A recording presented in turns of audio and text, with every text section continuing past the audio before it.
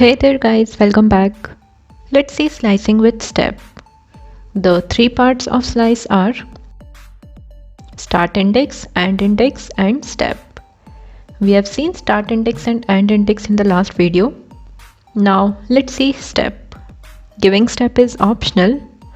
Step is the integer value which determines the increment between each index for slicing. Means the value by which we have to increase our index is represented by step. Let's see with the help of example. Suppose we have this list x equal to 1, 2, 3, 4, 5, 6, 7, 8, 9, 10. And here we choose slicing as x 1:10. This will return us the elements from index 1 up to 9 because end index is exclusive. So we'll get from index 1 to 9. So let's see. Running e.py. See, we are getting 2, 3, 4, 5, 6, 7, 8, 9, 10. 10 is at index 9. Okay. But notice here we are getting each element. Suppose this list is a staircase where value of each element represents the staircase number. So we have bottommost staircase as 1, this is as 2, this is 3 and so on up to 10. So when we choose slicing from 1 to 10, we will actually get from staircase 2 up to 9. And here we are stepping on each staircase by the increment of one staircase. If we increase step by 0, then we are actually not increasing any staircase, so we are on our same position. Now notice in how many ways we can step up on any staircase. We can either take 1 step or 2 step or 3 step maybe, or any number of steps. So the step in the list is same as taking the step on a staircase. By default the step in slice is 1. That is, by default we climb one staircase at a time. Similar is here. By default slice increase one index at a time. And we can change it by specifying the value at third position in the slice operator. So let's see. Let's pass here 2. Now we climb our staircase by the step of 2, means we are first on staircase 2, then we go to staircase 4, then on staircase 6 and so on. So for our list the case will be similar. We'll get 2, 4, 6, 8 and 10 for step 2. Let's see, running e.py. See, we are getting 2, 4, 6, 8 and 10. So this is step. Let's see few more examples. New example f.py. Suppose here we have a list x is equal to 23, 54, 112, 78, 85, 65, 44, 25 and y is equal to x 2:5:2 and print y. So what will be the output of this program?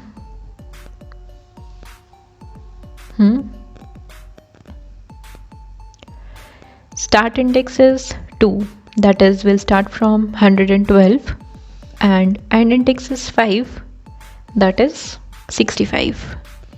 And the step is 2, so we'll get 112, then 85 and yeah, that's it.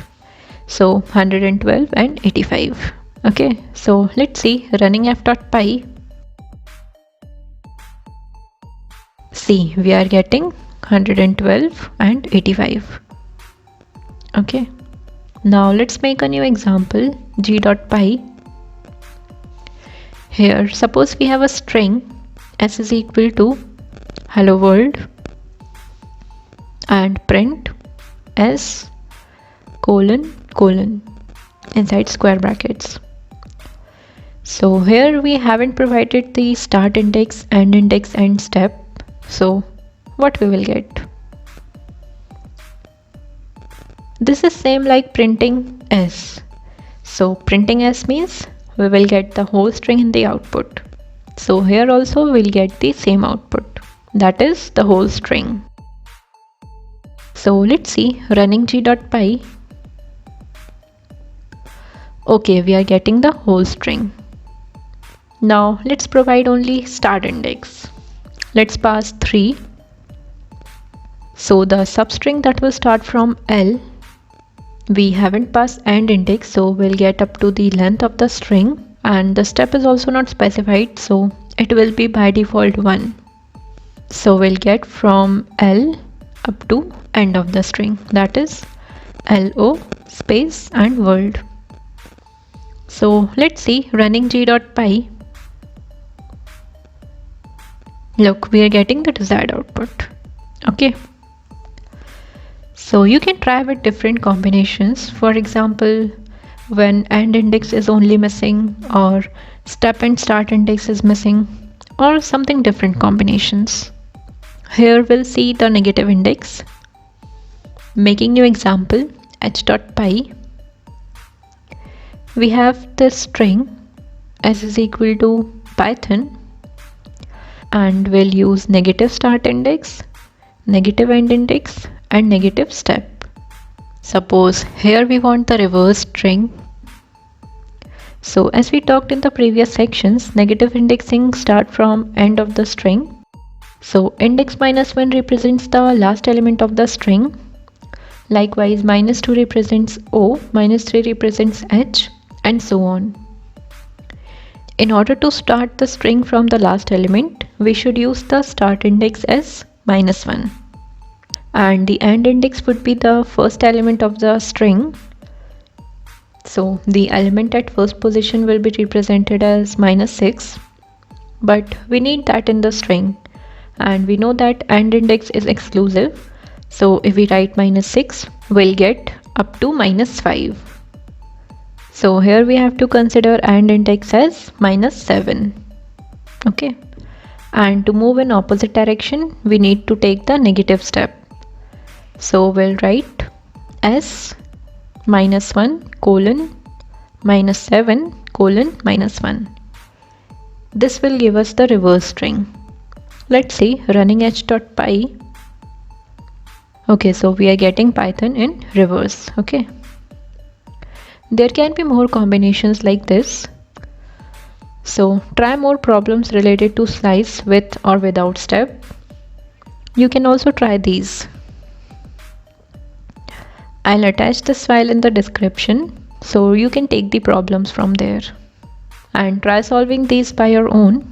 There are many problems where you have to find the substring from a given string, or you have to find the reverse of the string.